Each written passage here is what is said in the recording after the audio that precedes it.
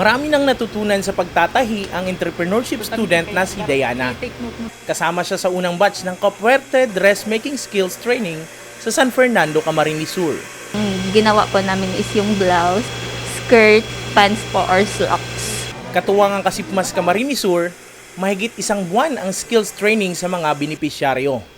Dadaan din sila sa eksaminasyon bago tuluyang makapagtapos.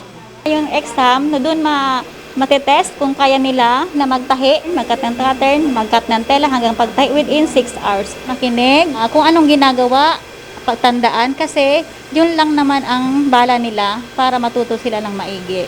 Bukod sa kagustuhang makatulong sa magulang, tulong para sa kinabukasan ang training ayon kay Diana. Yung training po, nakakatulong po para mas mahubog pa po yung skills namin. Yung NC2 din po is magagamit din po namin kasi as a business student po, pwede po namin magamit sa school kapag may mga business plan implementation po and other activities po. Sobrang thankful po kasi po kung hindi sa kanila, hindi po magkakaroon ng opportunity po na makapag-train po and matuto po kami about dressmaking. Bukas naman ang training hindi lang sa mga estudyante, kundi maging sa iba pang nais magkaroon ng hanap buhay. Dawa po kaya sa hobin pa sa maedad na, pwede man po baga ang pagtahi. Basta may kakayahan pa.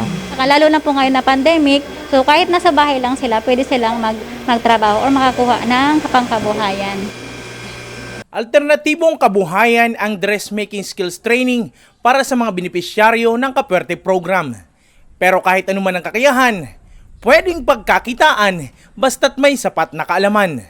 Jan Amador, Kamsur News.